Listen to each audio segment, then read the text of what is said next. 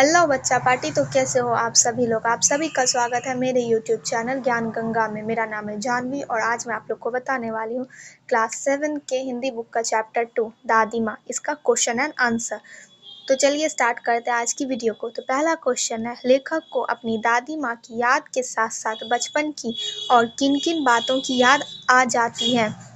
इसका आंसर होगा, जब लेखक को मालूम हुआ कि दादी माँ की मृत्यु हो गई है तो उसके सामने दादी माँ की सभी यादें सजीव हो उठी। साथ ही उसे अपना बचपन की स्मृतियाँ, गंधपूर्ण झाग भरे जलाशयों में कूदना, बीमार होने पर दादी का दिन रात सेवा करना, किसान भैया की शादी पर औरतों द्वारा गाए जाने वाले गीतों और अभियान के समय चादर ओढ़कर सोना और पकड़े जाना, रामी चाची की घटना आदि भी याद आ जाती है।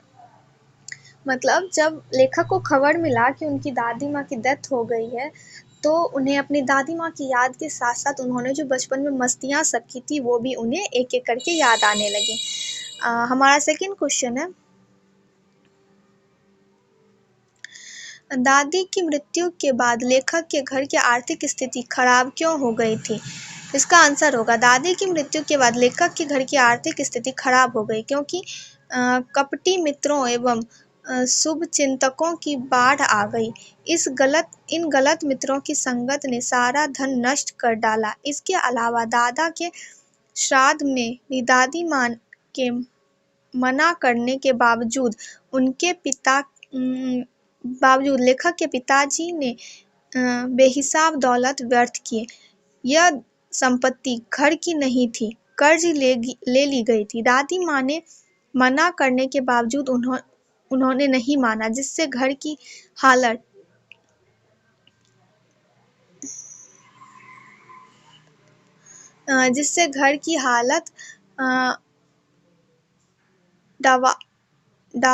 डवाडोल हो गई।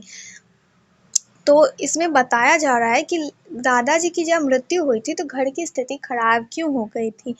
तो घर की स्थिति खराब इसलिए हो गई थी कि बहुत सारे गलत मित्रों से लेखक के पिताजी का संगत में आ गए थे, गलत मित्रों के संगत में आ गए थे और उन्होंने बताया कि हाँ दादाजी के श्राद्ध है बहुत बढ़ चढ़ के अच्छे से करना चाहिए। तो उन्होंने अपने धन की बजाय, मतलब उनके पास धन नहीं था इसलिए उन्होंने कर्ज लेकर दादाजी के श्राद्ध में बहुत धूमधाम से किया, बहुत अच्छे से किया। पर दादी माँ मना कर रही थी कि कर्ज मत लो, पर फिर भी वह कर्ज ले रहे थे, जिसकी वजह से उनके घर की आर्थिक स्थिति खराब हो गई।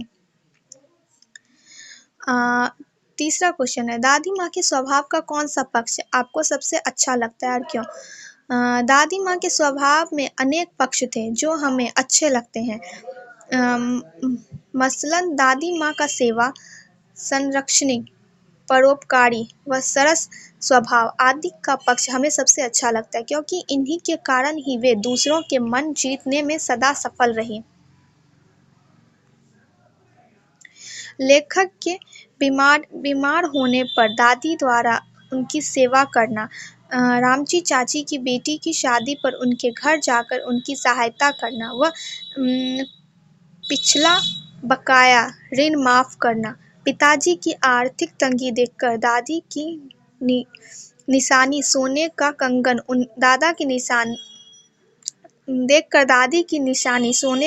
उन्हें देना आदि दर्शाता है कि दूसरों की मदद करनी ही उनके जीवन का प्रमुख उद्देश्य था। मुझे दादी की सहस्त्र दया और कोमलता वाला पक्ष सबसे अच्छा लगता है। तो ये क्वेश्चन है कि दादी का कौन सा पक्ष आपको अच्छा लगता है। तो दादी जी बहुत दयालु थी, वो सबकी सहायता करती थी, वो सबकी मदद करती थी, उन्हें कोई भी काम करने में कोई हिचक नहीं होती थी। तो ये थे हमारे सेकेंड चैप्टर का क्वेश्चन एंड आंसर। अगर आपको मेरी वीडियो पसंद आई हो तो लाइक कर दीजिएगा और चैनल को सब्सक्राइब कर दीजिएगा। मिलते हैं नेक्स्ट वीडियो में, तब तक के लिए बाय बाय।